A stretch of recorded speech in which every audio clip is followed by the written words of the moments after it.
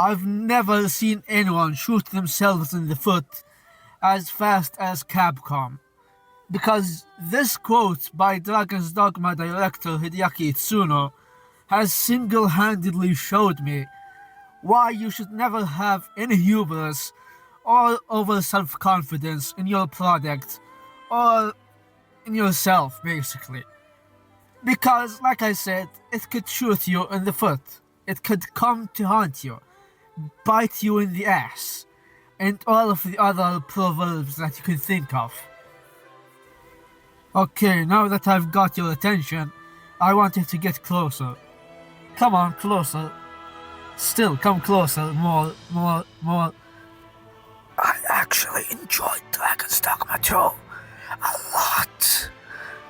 So, if you thought this was a video about me shitting on the game, then you will get me shitting on the game. I will tear this game a new asshole, but not for the reasons that you think.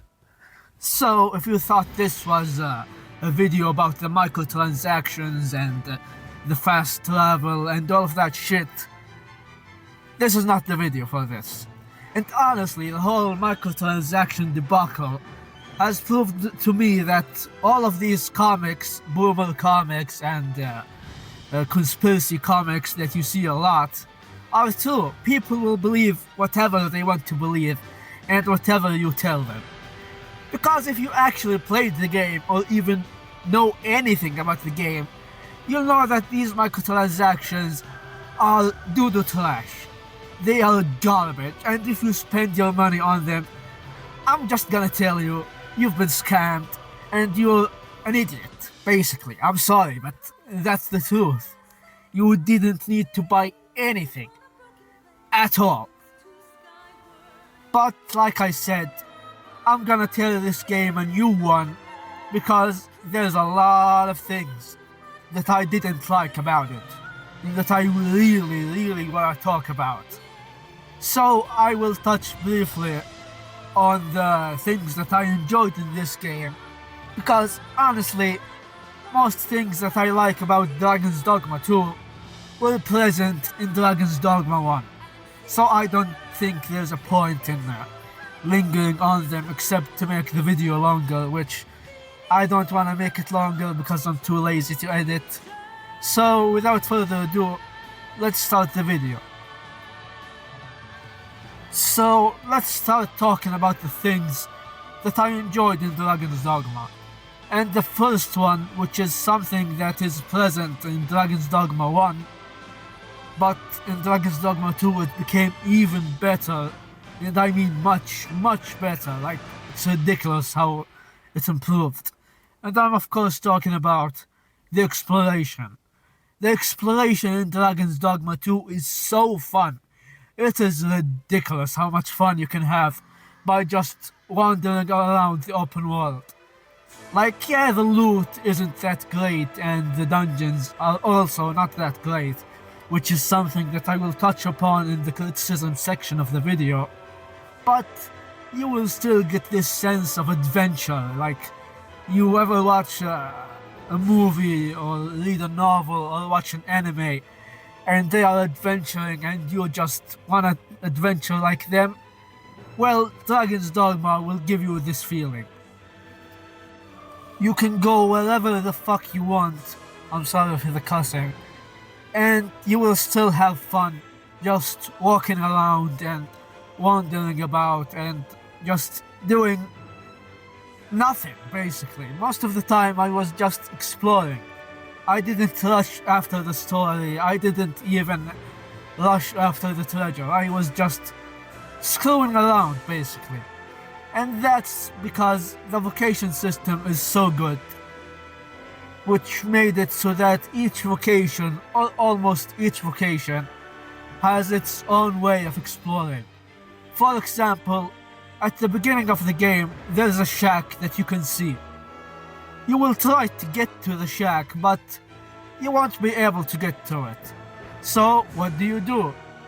The correct method is to explore and just go around and explore the dungeon until you find the exit that leads you to this shack. But if you choose the Mystic Spearhand, or if you find it, then basically you can come to this slope and just do the Dragon's Thorn or whatever it's called, and congratulations, you are at the shack. Or another example, in the city, there is a seeker token on top of this building. Most vocations will not be able to get there, but if you have the sorcerer, you can basically float there and get the seeker token. And the other vocations as well have their own way of exploring, which made the exploration way more fun than it should be. And speaking of vocations, the original Dragon's Dogma was really good when it comes to a class-based RPG. But Dragon's Dogma 2 is probably the best in that regard. Like, each vocation feels really unique, to the point where you can play your first playthrough as a fighter, and play the next playthrough as a mage or a thief, and your experience will be completely different, and it will feel like a new game basically. Except maybe for the sorcerer and the mage, because they are relatively close to each other, but for the rest of the vocations, they are really unique. Unlike the original, which basically boiled down to a few specialized vocations, and the other were not that specialized. For example, the Strider in the original, which is basically Thief in Dragon's Dogma 2, can use both daggers and bows, but in Dragon's Dogma 2, it can only use daggers, which is really good because now the Archer is actually playable and people will use it, unlike the original, which is the only unique thing about the Archer in the original Dragon's Dogma was that instead of using a short bow, it uses a long bow, which is kind of a shittier version of the bow. Like, it was really heavy, degrades faster, and uses a lot of stamina, makes you slow, so basically people didn't use it. Hell, and the most egregious example of how classes in the original, most of them weren't unique, was the Assassin. The Assassin can use both swords, daggers, and bows, which basically rendered the other classes useless. Like, there's a reason people played the Assassin the most. Oh, also, I think, if I'm remembering correctly, the Assassin gives you the most attack points when you level it up. So basically it was the ultimate class.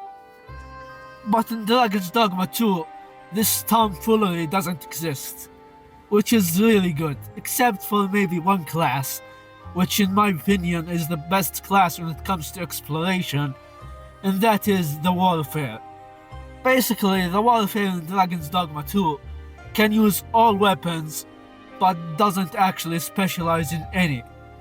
So if you want to specialize in one weapon, stay away from the Warfare.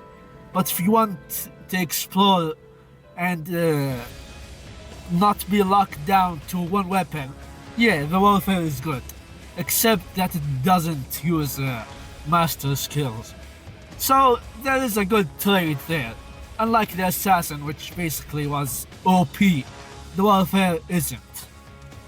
And on top of all of that, in Dragon's Dogma 2 there's a new thing that is called Master Skills, which is basically overpowered skills that shreds the enemies apart, or gives you a utility.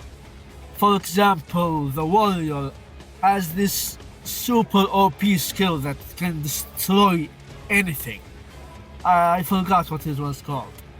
But on the other hand, the Thief has a skill that makes him invisible basically. Gives him Bloodborne dodges. Or Bloodhound Step from not Bloodborne, but Elden Ring. And to top it all off, we've got 3 new vocations. We've got the Mystic Spearhand, the Trickster, and the Warfare. The Mystic Spear Hand existed already in Dragon's Dogma Online, and it's basically someone who uses a spear but with magic. Or if you played Monster Hunter, it's basically an insect glaive but with magic. And in the original Dragon's Dogma, there was a status effect called Tropor or Trapor. It's a weird name. Anyway, this effect slows you down or slows the enemy down. However, in Dragon's Dogma 2, this status effect doesn't exist except for the Mystic Spear Hand. When you use his magic and you charge the R1, I don't know what it's called on the Xbox, you can basically shoot a projectile at an enemy and that will stop them for like 3 seconds or 4 seconds. I'm not really sure of the time. Basically, if you love flashy combat and anime style moves, the Mystic Spear Hand is the class for you. And the Warfare, like I said, is a jack of all trades, master of none. You can use all weapons and their skills except the master skills, which are the skills that are the most important basically. And the stats like health, stamina, damage are spread all over the place. So if you want to specialize in one stat or in one weapon, the Warfare is not the weapon for you. And the funny thing about Warfare is that basically its master skill, called the Armament, is the only thing that makes this vocation work. Without the master skill, this vocation is doo-doo trash. It's useless. It is the worst. Because the Armament makes you switch weapons on the fly and makes it so that the weapons you equip don't really count in your overall weight. So you equip them in order, and the weapon that is heaviest will be the weapon that affects the weight of your character. The other weapons basically have no weight to them. So yeah, if you unlock the Warfare without the master skills, just don't use it. It's useless. And the Trickster is the weirdest vocation of them all. Like, I can't even begin to explain it properly. I can't say it's a support vocation, because it's not. And I can't say it's a magic vocation, because it's not. And on top of all of that, you can't deal any damage. Like, your damage will be like 1 HP, for example. So, it's a complex vocation that most people didn't really use it, and I can understand why. But after I played it, I began to understand it more, and it's actually a fun one. Like, basically you will make your pawns do all the work while you trick enemies into attacking each other, or there's a skill where you make an illusionary wall between you and the enemies will think that there's an actual wall there. Except for dragons, it doesn't seem to work on them, which is understandable. Dragons are intelligent creatures, and there's a skill that makes it so that your pawns are dealing more damage, but also don't hear any order you give them. They will go rogue. They will go on a blood frenzy, basically. And just like the game itself, the Trickster vocation had a lot of potential, but they didn't really use it to its full extent. Like, it could have been the best support vocation instead of the mage. For example, I said that there's a skill that makes you spread fog around that will buff your pawns. Why not make it so that there's a skill that also heals them? Or a skill that, I don't know, poison the enemies, or put them to sleep, or make them go on a frenzy themselves but against each other, or something like that. Like, use the fog to its full extent and properly, instead of making it so that it's a really niche and weird vocation. And I can understand why people don't use it, because, like I said, it's niche, but it's also fun, especially the master skill. You can summon a smoke dragon. Which, speaking of the smoke dragon, I want to say one final thing. This dragon should have had some knockback to the enemies. Like, yeah, it can make the small enemies run and maybe flinch the bigger ones. But I meant, like, I don't know, some push, like the dragon rolls and the enemies will fly all over the place because there's wind or something. So I talked about the exploration and I talked about the vocations / combat. And with that, I ran out of all the good things that I have to say about the game. Now, when it comes to enjoyment, like I said at the beginning of the video, I enjoyed the game a lot, and I mean a lot. There's a reason I played it for 260 hours, and there's a reason why I got the platinum, because I enjoyed it. If it comes to enjoyment, then this game is a 10 out of 10. But, unfortunately, this game does a lot of things in the wrong way. Like, this game makes me angrier more than any other game ever. Because I know the potential this game has. I know that there's a lot of potential for this game to be the best RPG ever. Hell, maybe the best game in existence. But, unfortunately, this game doesn't reach that high. Because, like I said, there's a lot of things to criticize about it. I have to reiterate, I enjoyed it, but I want to criticize it because it's annoying and infuriating. And for some reason, the fandom seems to think that you either enjoy the game completely and don't say anything bad about it, or you criticize it once and now you are a hater and you don't enjoy the game and you suck and you are not a fan. Which is stupid, because I can enjoy things and point out all the wrong things about it.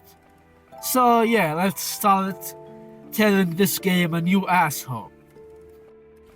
So let's begin with the Hideaki Itsuno quote that I showed in the beginning, the one about fast travel, which even before the game came out, that quote was very controversial.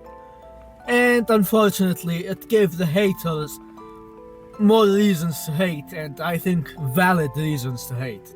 So let's dive into it. The fast travel seems to be the thing that split the community in half.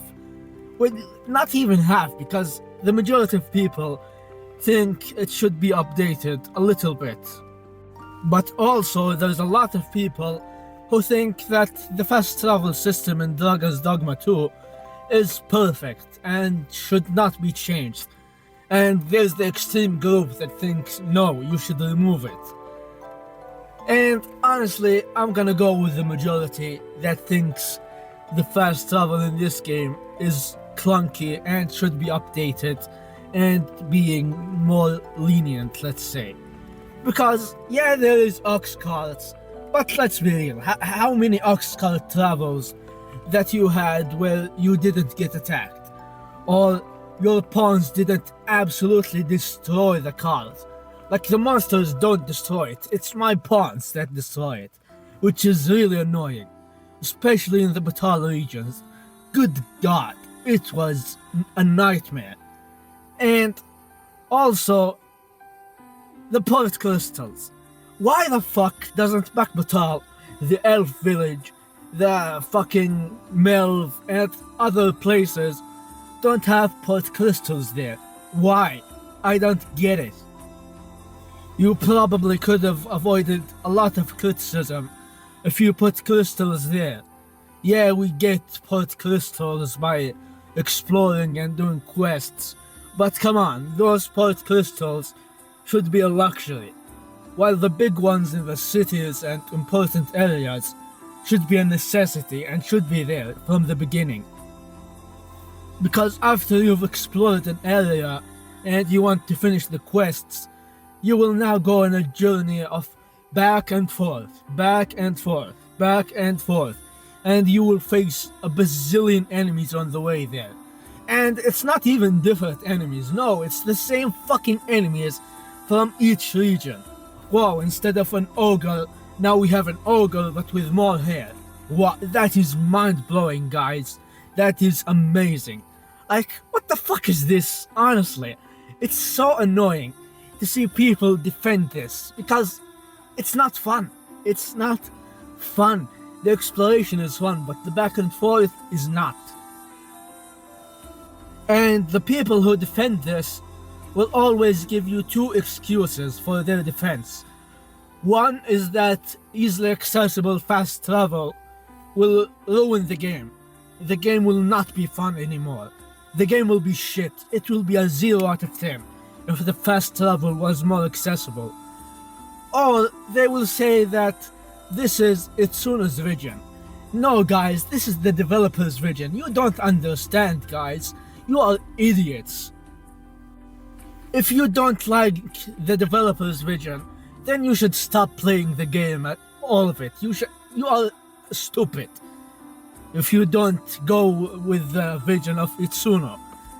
And when they give these two excuses, they will usually bring up Ubisoft games, you know, Assassin's Creed or Horizon Zero Dawn or whatever the fuck open world game out there that people think is a Ubisoft game. And I'm not a Ubisoft fan, I'm a neutral. Even though I sometimes think that the dogpiling the internet does to Ubisoft is getting a little bit ridiculous. But I also remember that Ubisoft is a shitty company. So I don't care, I'm a neutral. But when people bring up Ubisoft games, they forget that first, the fast travel and all of these decisions in Ubisoft games are the developer's vision. They are Ubisoft's vision. So yeah, it's a shitty vision sometimes. It's shit at points. But they will defend Dragon's Dogma 2's fast travel using this vision excuse. So Ubisoft's vision can be shitty, but not Itsuno's vision. Itsuno does no wrong. His vision is perfect. Guys, both visions suck ass. Both of them are shit. Ubisoft's vision is doo-doo trash and Itsuno's vision is doo-doo trash. It's not that deep. Like, I don't see why they think it's okay here, but not okay here. That's the first thing. The second thing, and this is to the people who say that easily accessible fast travel will ruin the game, I'm gonna introduce you to a new game. A game you've probably never heard of. A game that went under the radar. A game that nobody played in 2022. A game developed by a niche indie developer called From Software. Yeah, Elden Ring. Elden Ring is the game. People always forget when they talk about fast travel that Elden Ring had fast travel everywhere. You can fast travel wherever the fuck you want and nearly whenever the fuck you want. Like, it's not that deep, guys. Make an exploration actually fun. Make the loot worth it. Put enemy variety. And that's it. And people will not complain about the fast travel. But Dragon's Dogma basically did one thing, and that is make the exploration fun. It didn't have enemy variety, it didn't have a worthy loot, it had nothing. And we will talk about the enemy variety and loot. Believe me, we will talk about it. So yeah, people explored the shit out of Elden Ring. I platinumed Elden Ring twice. I basically had over 1,000 hours in that game. And I explored it multiple times. Why? Because the exploration was worth it, you guys. It was worth it. I'm getting overreactive right now, but it's so stupid. This whole argument is stupid. Like, I didn't see the fast travel haters appear when Elden Ring came out. There was no trace of them. They didn't exist at all. So yeah, fast travel existed in the GOTY of 2022 and it didn't ruin the experience. We still explored it. The fast travel didn't discourage anyone from exploring. Hell, it might have encouraged them because sometimes when I explore, I'm gonna think, hey, maybe I need to go back to the hub and maybe upgrade my shit or buy stuff, then come back to explore this dungeon. And the fact that there is a fast travel point there makes me encouraged to come back. On the contrary, if there was no fast travel point, I may say, yeah, I'll come back later, but never come back to it. And when I say they should improve the fast travel, I'm not saying that they should make a fundamental change to the game and make it so that we can travel anywhere. No, I'm not asking for that, even though I still believe doing that wouldn't ruin the game. But I'm not asking for that. Here are a few fixes or solutions to make it better. The first one is make it actually fun at Suna, not whatever the fuck this is, where I fight the same enemies over and over and over and over and over and make it so that there's a billion one of them. Like, I can't even walk in peace, for goodness sake. And I'm not saying add a billion new enemy types, no. I'm just tired of fighting lizards, skeletons, and goblins over and over again. It sucks after a while. Yeah, at the beginning it's enjoyable, but after a while, it sucks. It's shit, basically. So yeah, just add maybe 5 new enemy types, and I mean new, not a variation. Like, don't give me another fire lizard or water lizard or another type of lizards. No, give me something new.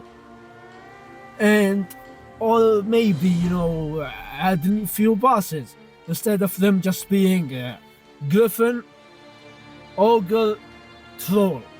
These are the bosses you will face in the open world. Like, why the fuck is there only one Medusa when you have this big ass map? Make it more Medusas. And why the fuck is the Dullahan a rare spawn? Or at least a rare spawn in the normal world, because in the Unworld world they appear a lot.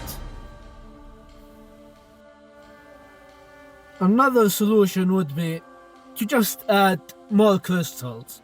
Like, put a crystal in Back Batal, put one in the elf village, etc, etc. Just important location equals port crystals. And make it so that the crystals we carry with us are used for like a luxury, basically. Maybe I'm exploring, I find a location, I put the crystal there, I go back to town, then teleport here. Instead of making them a necessity, like, why do I have to put a crystal in every major city until I'm left with maybe one crystal as a luxury? This is dumb. Solution number 3, which was in oh, and I forgot. When you give us port crystals, don't make it so that they go back to my inventory when I start New Game Plus. This is so annoying in comparison to the original Dragon's Dogma, which allowed me to basically put the crystal there for the entirety of my time with the game.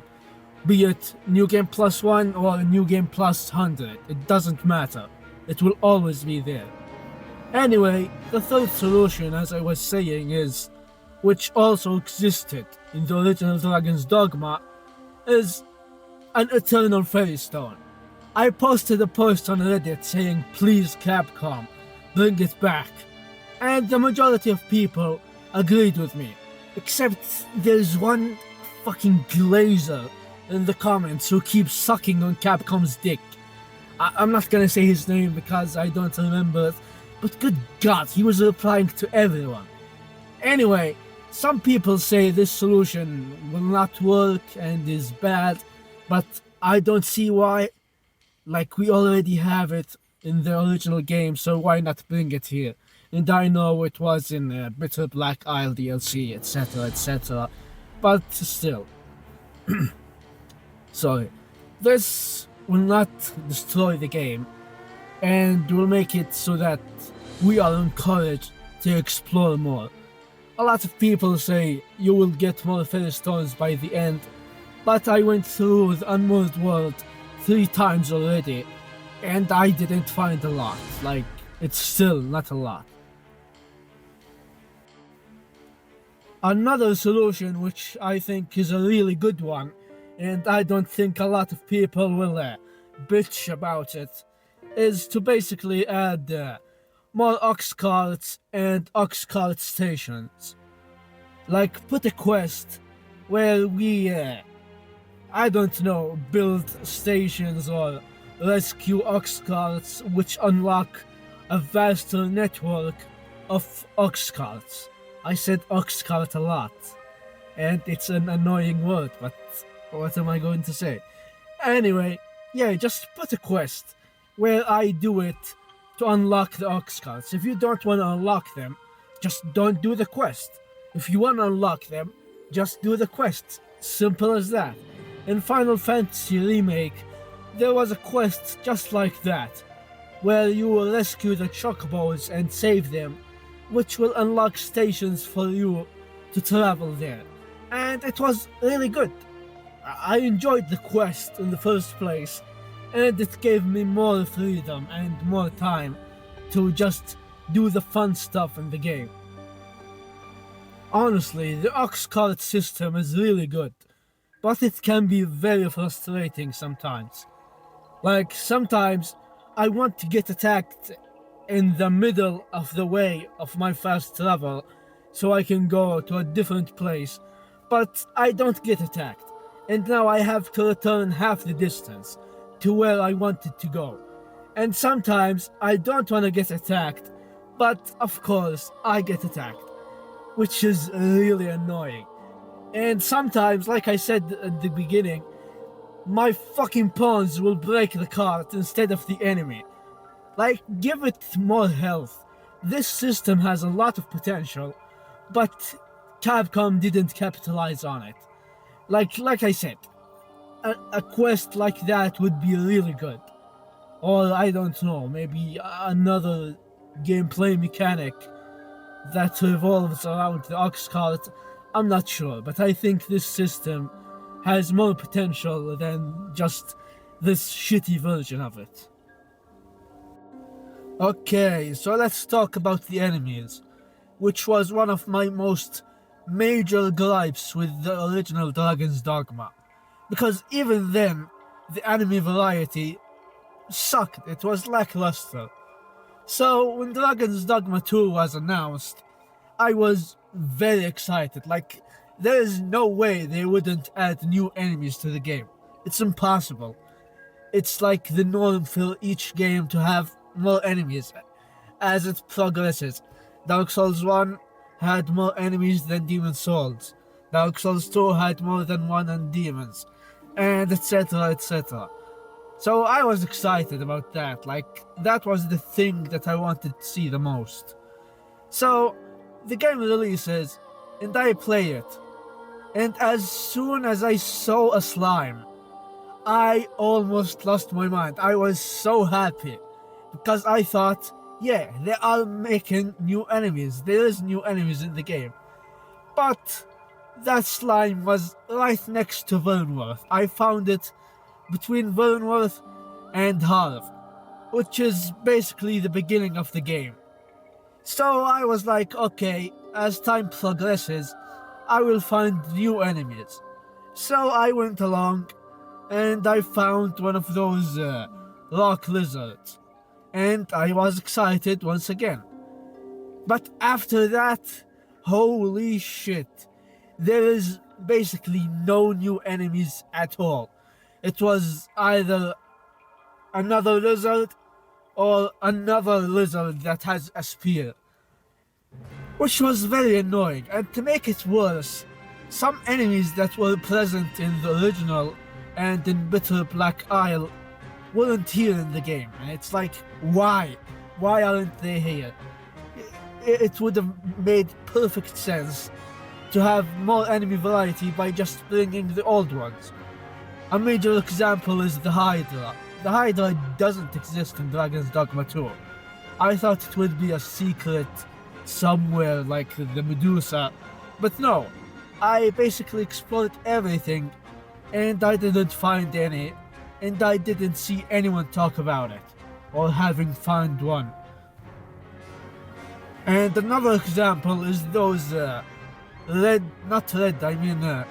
gold and silver skeleton knights.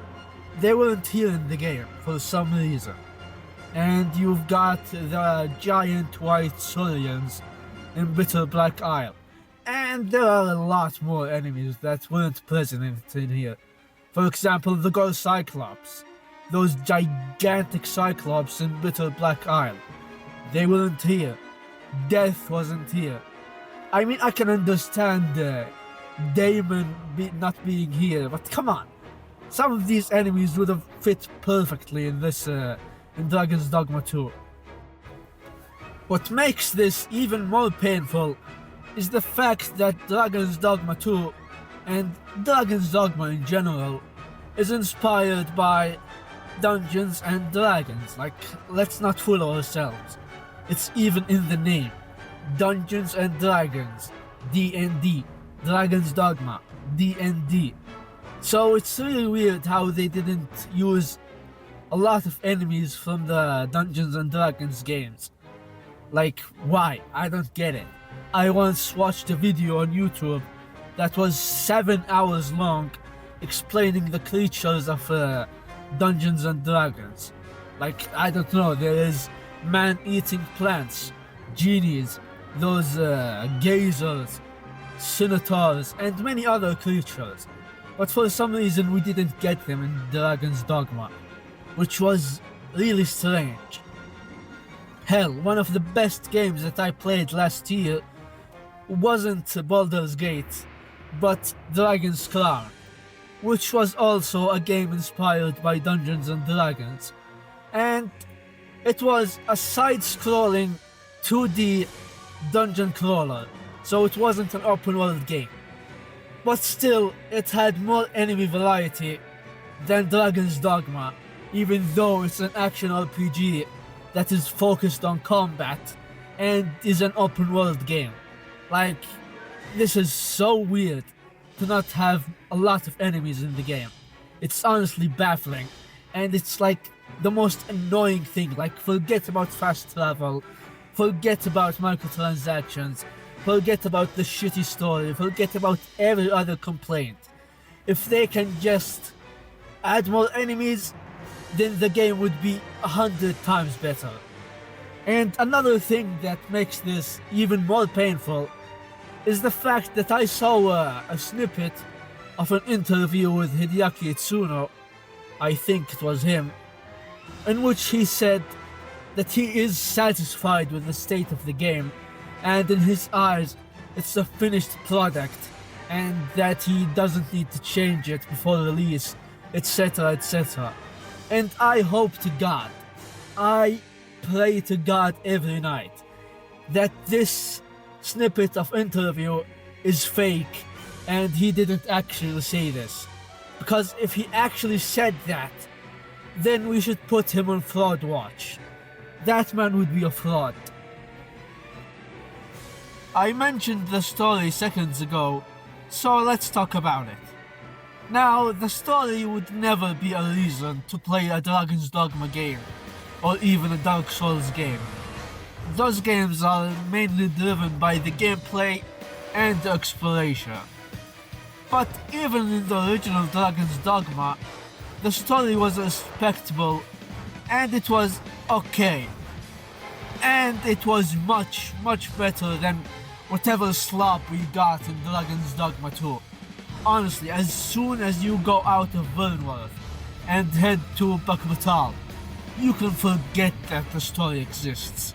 Even before that, the story was meh at best, and at worst it was shit, which probably most people think of it that way. Like, good God, there's a lot of things that needs answers. Like, for example, the fake sovereign. What happens to him? Why isn't he that important? Like, at the beginning of the game, you are given the impression that, yeah, he will be your nemesis and you will have to fight him, etc., etc. But no, that never happens. Even the Queen, Disa, and the Beastern Queen, I forgot her name, that's how unimportant she is. Both, you think, will play a big role in the story, but no, they might as well just never existed, because they are so useless. It's ridiculous. Like, I remember in the original Dragon's Dogma, the Duke was really important, and his wife, or whatever she is, was also really important. Hell, she had an entire quest and an entire location dedicated for her, which was fun. But here, no, you don't get anything. Even Captain Brant, which is probably the most memorable character in the game, wasn't actually that memorable, if you get what I mean. Because Mercedes in the original was much better. Hell, probably every character in the original was more impactful and memorable than the characters in Dragon's Dogma 2. Even the voice acting wasn't all that much, you know. It wasn't that impactful and memorable, just like the story. Like, I think everyone remembers Mercedes and Julian and their interaction. When Julian said that she is a bleating she-goat, mocked even by her own men. Like, the way he said it with that accent, and Mercedes' accent on the other side were just too good. Hell, even Grigori. Like, yeah, he is the same voice, but I don't know, I felt that Grigori was also more impactful and memorable, and lovable as well. Like, the dragon in Dragon's Dogma 2 was just even though they are the same design and voice acting, it still felt, I don't know, he just kept babbling and just has nothing of actual substance. You know what I mean? Like, there's this scene in the original where Grigori just killed the leader of the cult who worships him and said something about him being zealous or something like that. And it was great. Everything about Grigori was great. And I even forgot to talk about the Seneschal and how much better he is than this fuck-ass character, which I'm not sure even what its name is. I think he's called the Pathfinder or something. He is shitty, and I hate him. Like, I really despise this guy. Like, people talk about how the game doesn't hold your hands or whatever, but this motherfucker just keeps appearing in the story and impacting everything. At the beginning of the game, he will call a griffin for you. Later on, he will hypnotize the researcher or whatever he is. And he will interfere in many other points, which is basically the ultimate hand-holding I've ever seen. Like, even his dialogue is dog shit. He just keeps talking about this mumbo-jumbo stuff, and he is annoying. I hate him. I want to kill him, but I can't. The Seneschal, on the other hand, what made him more memorable is the fact that he doesn't appear that much and hold your hands throughout the story. Hell, if I remember correctly, he only appears at the end of the story, after you kill the dragon. And when he appears, he really makes an impact, like, you will remember him. And everyone who played the original will know what I'm talking about right now. When you go through a storm and he starts summoning all of your NPCs and the NPCs you interacted with, and you had to kill them to reach him.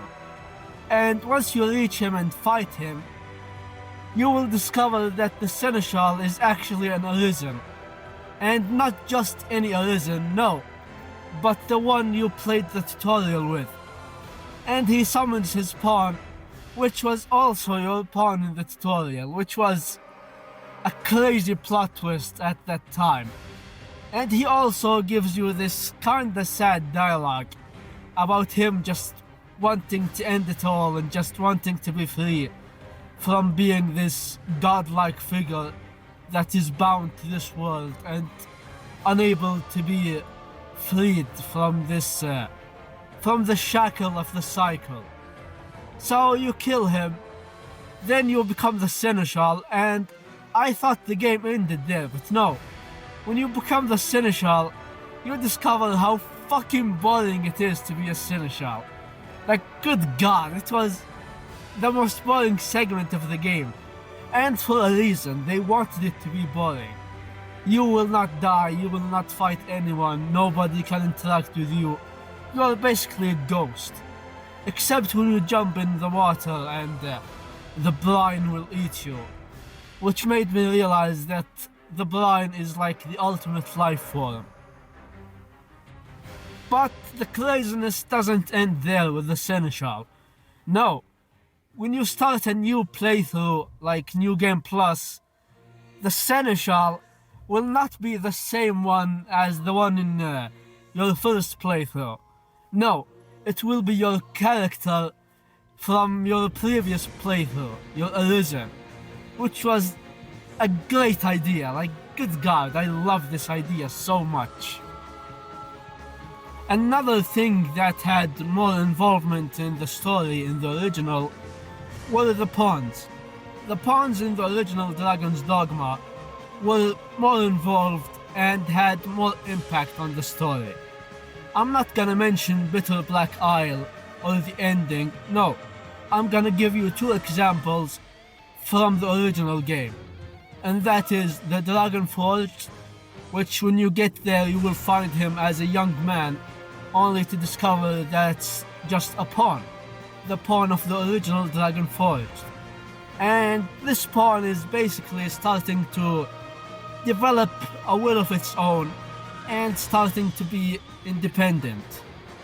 And the other pawn or example is the Witch in the Woods, which, by the way, is one of my favorite quests ever. Basically, you will find this witch, and at first you will think that she is human.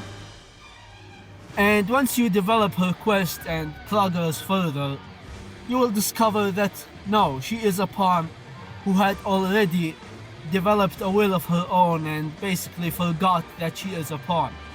And at the end you get a heartwarming cutscene, which I'm not gonna spoil further. But yeah, it was one of my favorite quests.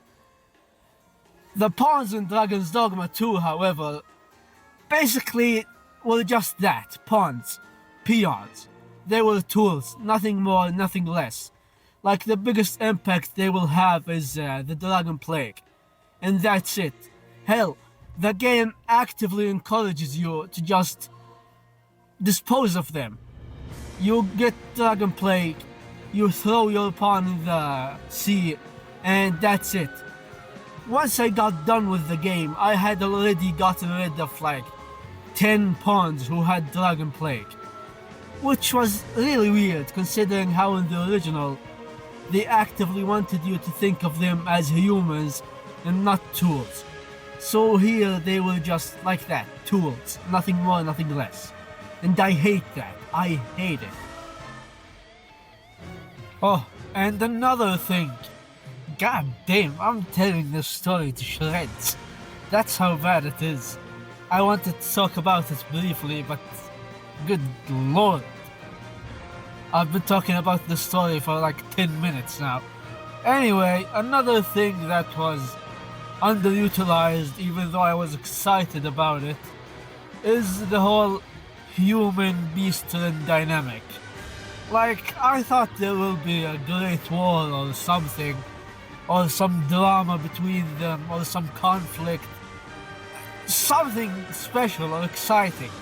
But no, the beast-turn might as well just been humans or something, or poor humans, or homeless humans, or farmers, or anything. Them being beast-turn meant nothing. Hell, the story doesn't even talk about it that much. I think I only encountered 2 times where being Beastren was like important, or 3 times. One is the story in half. You know, the old man who talks about the Beastren causing the Saurians to attack the village.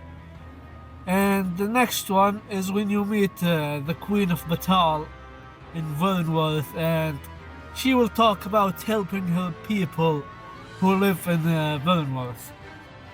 And the third one is when you go from the checkpoint rest town to Back Batal or to Batal. If you are a Beastren, you won't need a mask or anything like that. But if you are a human, you'll probably need to buy a mask. Even though I never bought a mask or anything like that. Because, yeah, the gameplay has a lot of variety. We talked about that when it comes to exploration, etc., etc. But yeah, overall, the story was a pretty big letdown, even though I had no expectations from it. Speaking of things that are safe and serviceable and generic, let's talk about the music. Now, the music is good. It's not bad, it's not boring. It's just that. Good. It's not even memorable. Like, I don't think anyone would be listening to a Dragon's Dogma 2 soundtrack after they stop playing the game. Which, unlike the original, which had a lot of memorable soundtracks, that to this day I still listen to them. One of my favorite gaming OSTs ever is this one, of the Griffin.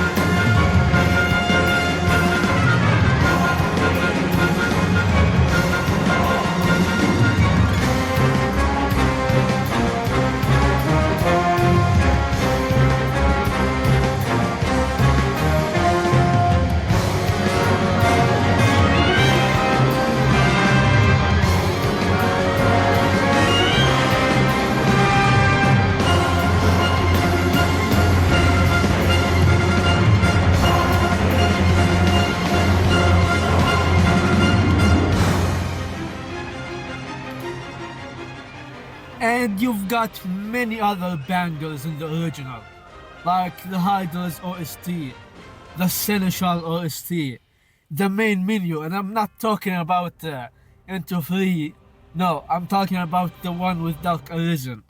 Into 3 was good, but come on, it doesn't really suit the atmosphere of the game. But it's still good, I still listen to it. And on the other hand, I'm trying as hard as I can right now to remember a single Dragon's Dogma 2 OST, and I can't. Everything that plays in my head right now is just the Griffin OST, as I said. And there's a lot of other OST, like I said. Hell, I forgot about Damon's OST and every other OST in Bitter Black Isle.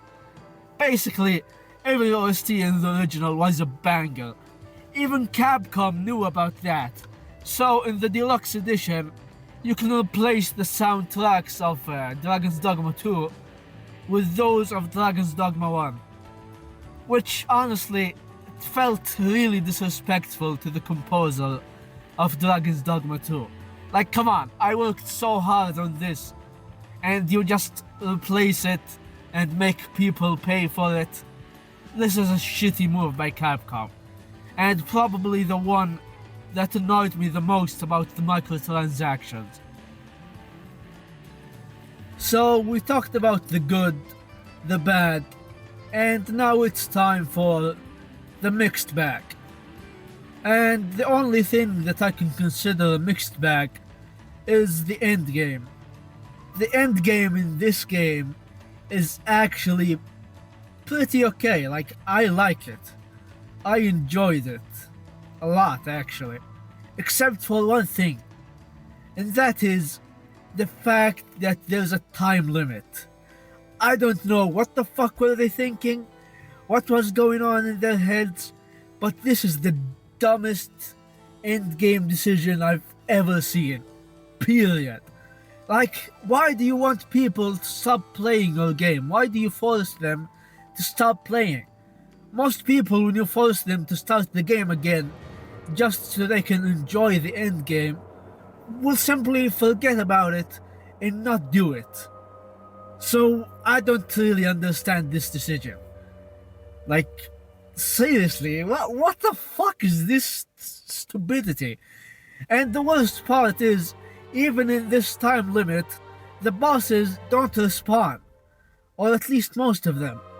But I'm pretty sure all of them don't respawn. Which makes it even more limited. Like, why? Other than the time limit, I think it's actually pretty fun. And I'm not talking about the story or the quests. No, those are also fucking stupid. Like, I hate them. I pretty much did them 2 times, and after that, I forgot about them.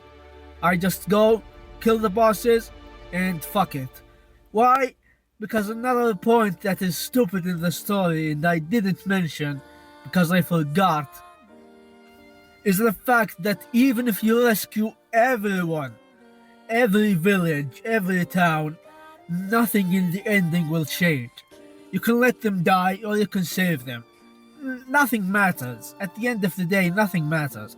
Hell, not a single NPC appears in the ending cutscene when the dragon appears. But that's something for another day. I already talked about the story. I don't want to go on another tangent. Aside from that, like I said, I actually enjoyed it. I think the idea of there being a whole new map under the sea is pretty smart and pretty good, actually. I like it more than the Everfall or whatever it was called in the original. Like, I really enjoyed it because, like I said, it's a new map, basically. The whole world changes, the seas evaporate, and you just get to explore what's under the sea. And I forgot to mention this, but in terms of looks, the game looks beautiful. If you care about the graphics and this type of stuff, which I know a lot of people who do, like I've seen a lot of divided opinions on what the game looks like. Some people say it looks like shit, some people say it looks like heaven. I think it looks in the middle. It's beautiful, but not that crazy type of beautiful, like it's not Elden Ring. But if you care about the faces, then yeah, like the facial graphics and that stuff is good. At least in comparison to the original. Like, I told a friend of mine who absolutely enjoyed Dragon's Dogma 2. Hell, they collected all of the secret tokens. I told them to play the original Dragon's Dogma, and they refused. Why? Because they think it looks ugly. Even though I kinda disagree. Like, yeah, the faces are ugly as shit in comparison, especially the waifus. But I think the world itself still looks beautiful, even in the original. So yeah, if you care about the graphics, I'd say give it a shot. And if you care about the performance and the frame rate, then I'd say stay away from the game at least for like 6 months, or hell, maybe a year, at least until they give us an update, which solves the frame rate issues. Because, good lord, if you are in a big city, or if you are fighting an enemy like the golem, the frames will drop. Like, whenever the golems start shooting their lasers, the frames drop massively. It looks ridiculous for a game that is exclusive on the new gen, like the PS5 or the new Xbox or PCs, which is really stupid. Like, I heard the excuse, but still, it's stupid.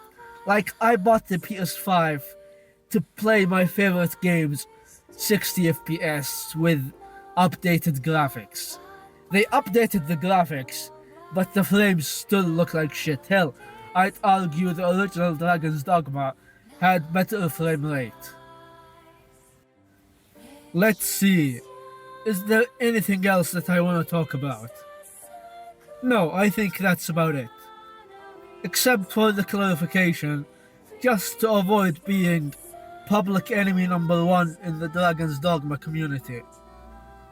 I love Dragon's Dogma. I really do. I enjoyed the first one. I enjoyed the second one.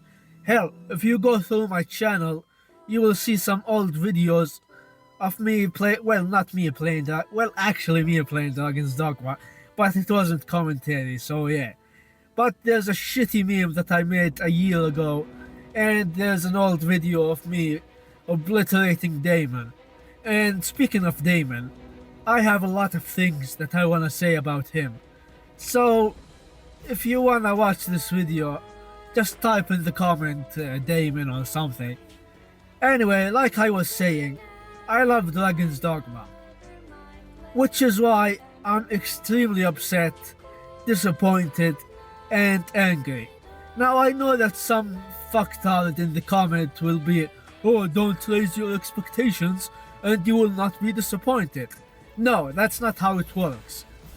I enjoyed the first one, so of course I expected the second one to be better, and unfortunately it wasn't. Okay, it wasn't. And I just cannot look past the potential, the unmet potential.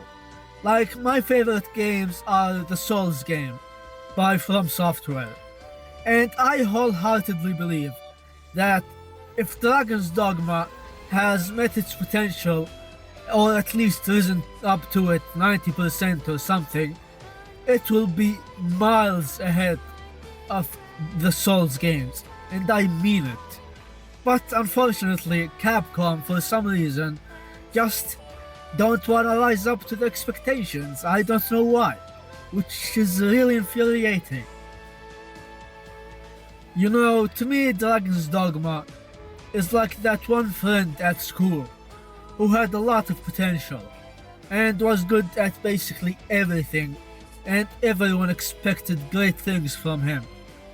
But unfortunately, when he graduated, he became a crackhead and homeless. That's what Dragon Dogma is. A game with so much potential that it doesn't live up to, unfortunately. Anyway, I'm tired from this rant, and I'm tired of this game. Hopefully, we will get a DLC that make everything better, just like Bitter Black Isle. But until then, if you liked the video, subscribe, comment, like, share, and all of the good stuff. If you didn't like it or disagreed with me, tell me why you disagree, or tell me that I'm stupid, and press the dislike button, etc, etc. Anyway, that's about it. See you guys in the next video.